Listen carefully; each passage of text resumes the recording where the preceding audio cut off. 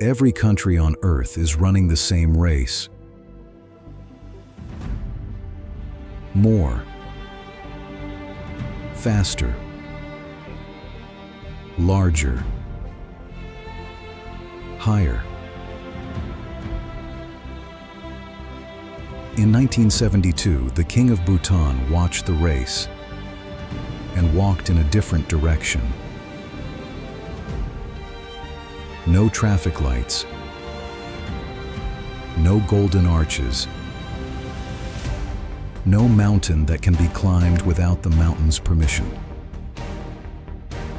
A constitution that measures not what the country produces, but how its people feel.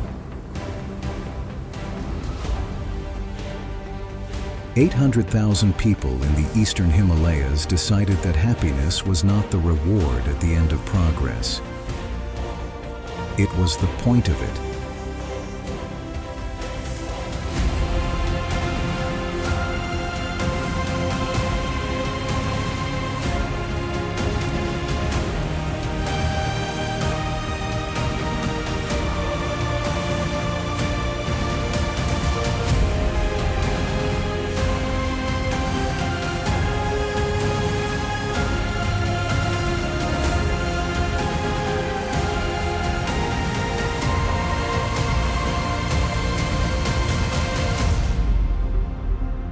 This is Bhutan,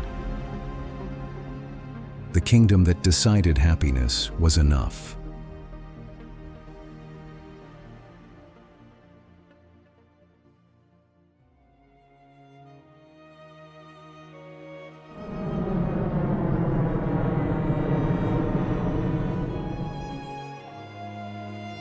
The approach to Paro Airport is cleared for only 8 pilots in the world. The runway sits in a valley so narrow that the aircraft must bank between Himalayan ridgelines before the ground appears. Suddenly, steeply, the rice fields rising to meet you at an angle that feels less like landing and more like a decision the mountain is making on your behalf. It is the first thing Bhutan asks of you. Pay attention. Everything here will require it. The valley that opens below has been farmed, prayed over, and lived in for centuries without losing the quality that makes it feel less like a place you have arrived at and more like a place you have returned to. Not nostalgia. You have not been here before. Something older than nostalgia. The particular response of a nervous system that has been moving too fast for too long, encountering for the first time in a long time a place that is moving at the speed it wants to move at.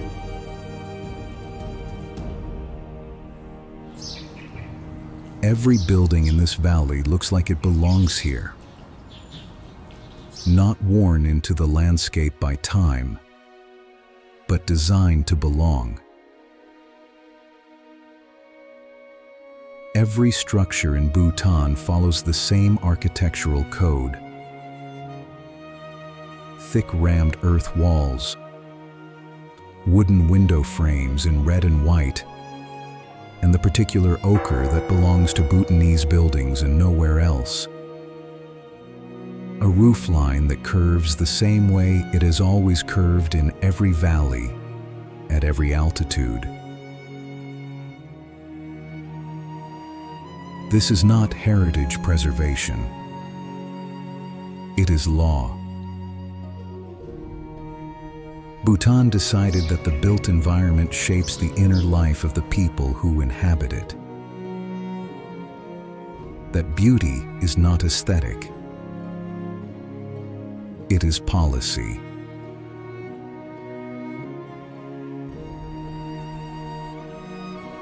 The rice fields below the farmhouses have been tended by the same families for generations. the terraces following the hillside in curves that were never engineered but grown over centuries by farmers reading the land rather than overriding it. A farmer moves through the lower field in the late afternoon light, unhurried. The work and the thinking long since become the same thing. In Bhutan, this is not a romantic notion. It is the whole philosophy.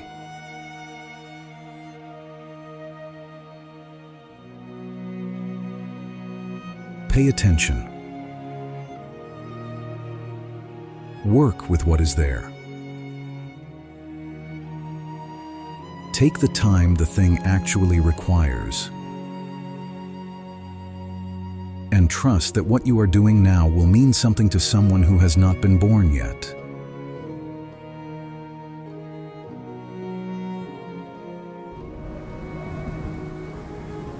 The mist lifts slowly off the valley. In Bhutan, everything lifts slowly. This is not inefficiency. It is a considered position on what mornings are for.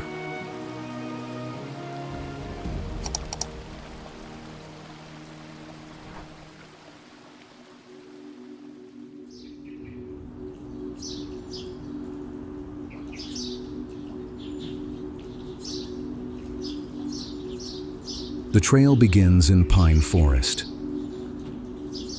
The monastery is invisible from the start, hidden above the tree line, above the cliff face, above everything visible from the valley floor.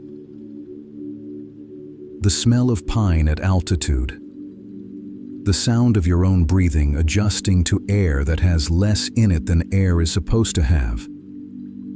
The trail switching back on itself as the valley below begins to drop away. And then a clearing. And then, across a gorge 800 meters above the valley floor, on a cliff face that should not be able to hold anything at all. Tiger's Nest. The photographs did not prepare you. They could not have. The photographs show you the monastery. They cannot show you the specific physical sensation of standing on a trail 800 meters above the world, breathing thin air, legs tired from the climb, realizing that someone built something up there, not carved it into the rock, built it on a vertical cliff face in the 8th century. And it is still there.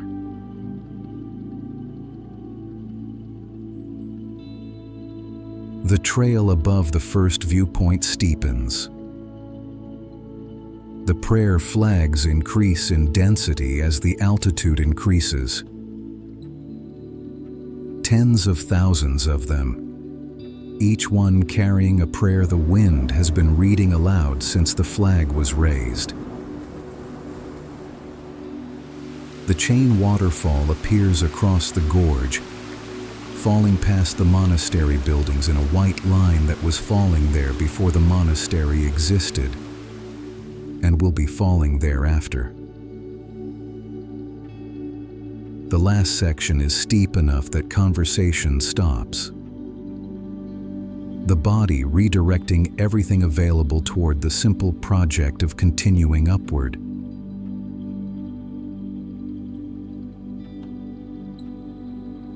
You arrive breathless. The door is low. You bow to enter.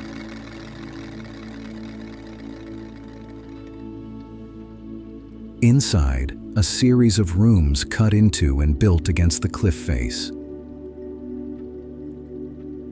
The ceiling's low, the butter lamps hissing softly, a monk murmuring prayer in the next room. The silence underneath those sounds is not absence. It is a stillness so old it has become structural, part of the building,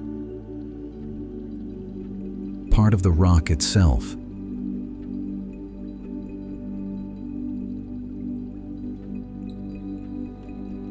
The descent returns you to the valley slowly, the monastery retreating above, getting smaller, becoming again the impossible white shape on the cliff face it was before you knew what was inside it. Except now you know, and the knowing changes the looking. Somewhere in the descent, the thing that happened up there begins to settle. Not into understanding.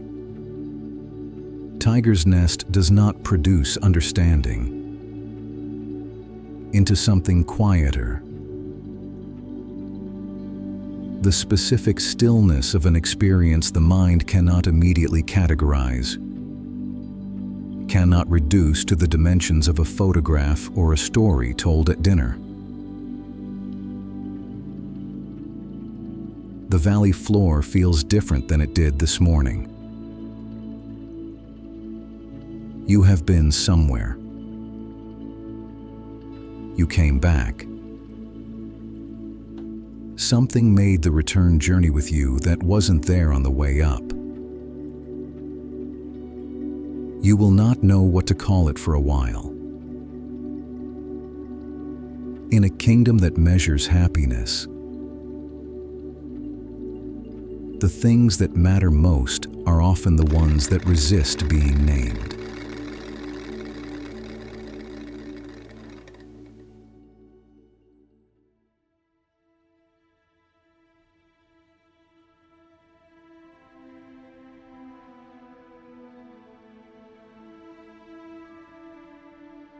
The Mochu and the Fochu meet at Punakha. The mother river and the father river, running from different valleys, carrying different colors. The Mochu gray-green from the glaciers above. The Fochu brown from the valleys to the north. Converging at a narrow tongue of land where someone, in 1637, decided to build the most beautiful building in Bhutan. Not beside the confluence, on it. The Punakha Dzong sits at the exact meeting point of the two rivers, the water running on both sides, the building presiding over the confluence the way it has presided over it for 4 centuries. There are more individually beautiful buildings in the world. There is no more perfectly placed one.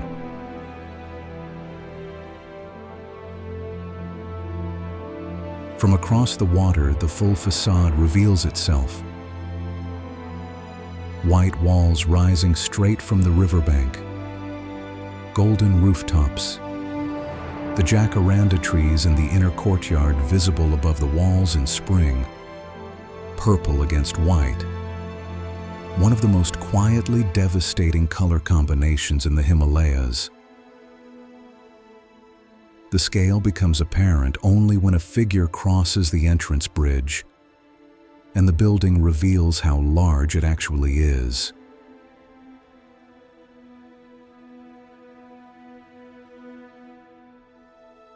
Inside, a series of courtyards, each one leading deeper into the complex. Each one a different register of the same visual language. Whitewashed walls, intricately painted wooden details. The particular quality of light in a space surrounded by walls this thick and this old. monks crossing between buildings, chanting from somewhere deep in the structure. The smell of incense so embedded in the stone it has become the stone.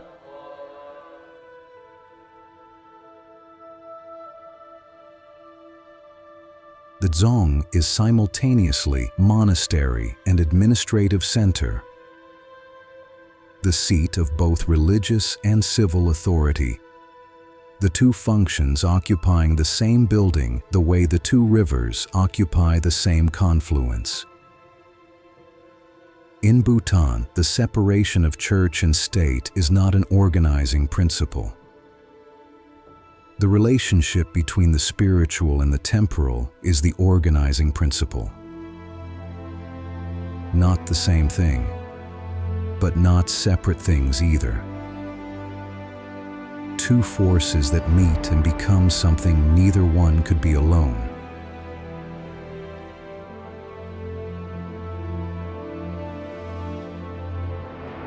Every year, the people of Punakha cross the bridge to the dzong for the Punakha Drubchen, a celebration of a 17th century military victory, reenacted by monks in ancient armor. The courtyard filled with ceremony and the sound of long horns carrying across the river to the hills beyond. The victory being celebrated happened 400 years ago. The celebration has not missed a year.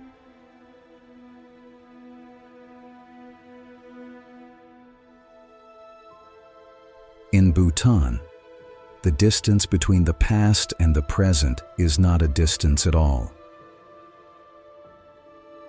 It is a river, still moving,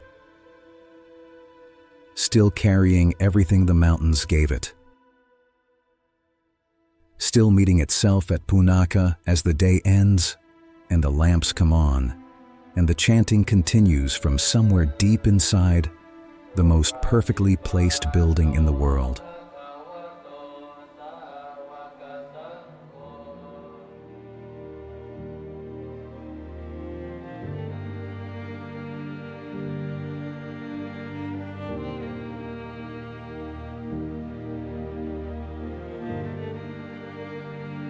At 4 in the morning, Thimphu belongs to the monks. Buddhist monks in burgundy robes walk toward monasteries where the long horns will start within the hour. Low, resonant, carrying down through the dark valley the way they have carried every morning for centuries. Above them, a skyline that contains, in every direction, not a single building that has forgotten what country it is in. No glass tower, no concrete facade. Every roofline curving the way it has always curved.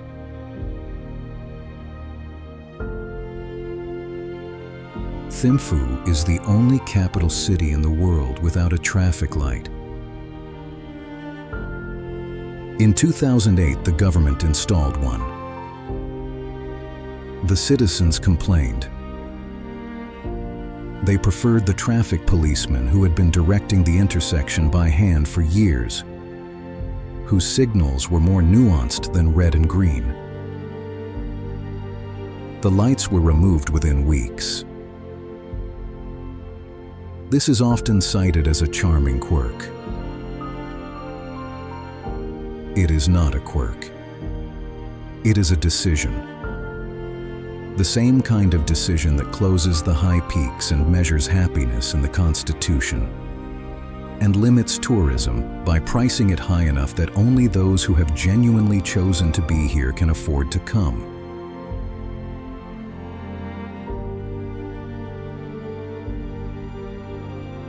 In the afternoon, a young Bhutanese woman moves through the city. Smartphone in hand, earbuds in. She pauses at a government building entrance. Phone in the bag, earbuds out. She straightens her kira, checks the pins at the shoulder, and goes in. The framework says, happiness matters more than growth. The mountain is sacred. The forest must stay. The dress must be worn. You can have your smartphone, but the kira stays on.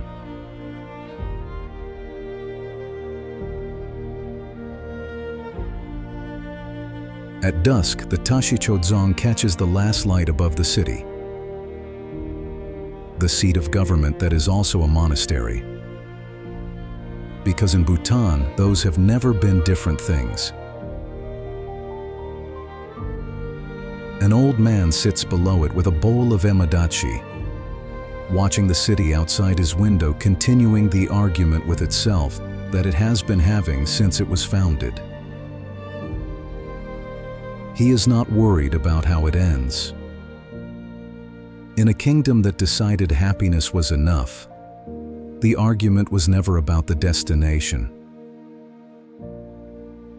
It was always about how you travel.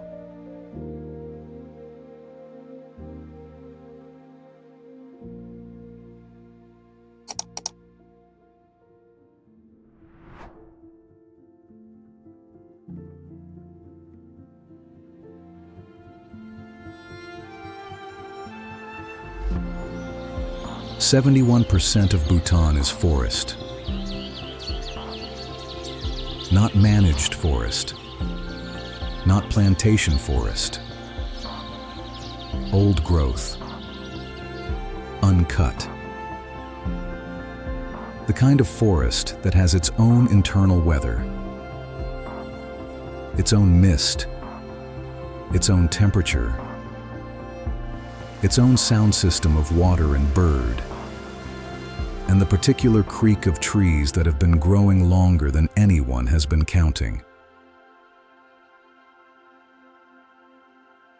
The Bhutanese constitution requires a minimum of 60% forest cover in perpetuity. Not until the economics change. Not until a government with different priorities takes office. Not until someone makes a compelling case for what the timber is worth. Forever.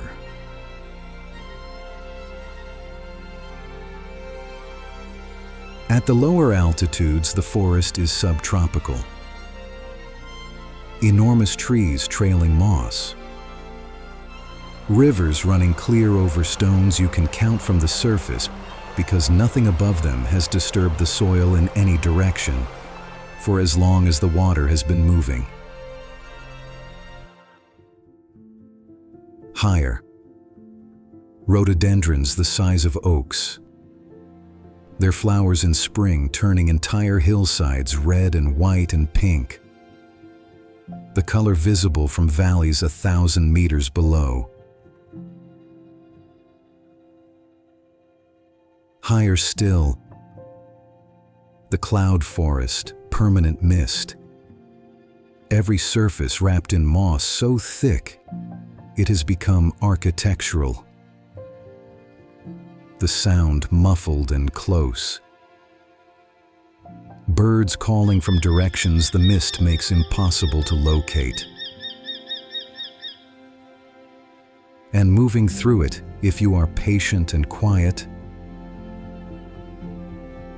a red panda. Small, rust-colored, deliberate. Found only in the eastern Himalayas. Surviving in Bhutan because the forest it needs has not been touched.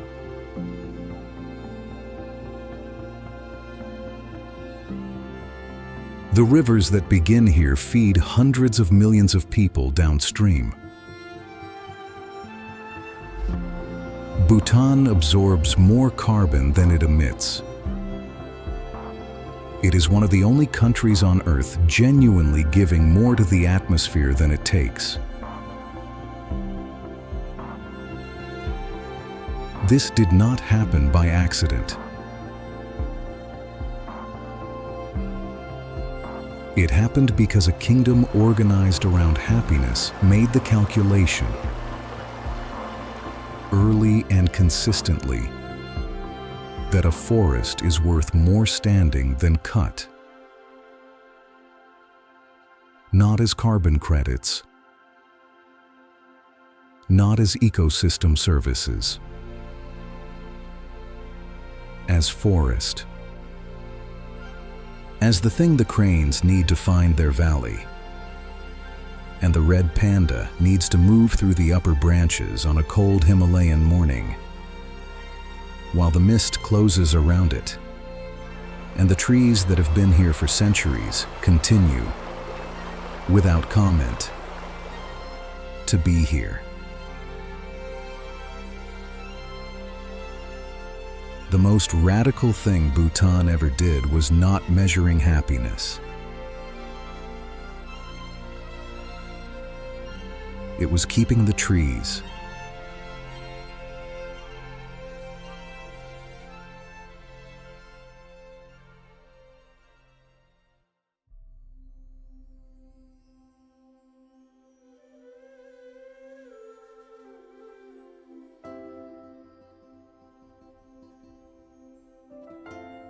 You will leave Bhutan with a question you cannot unask. What is enough?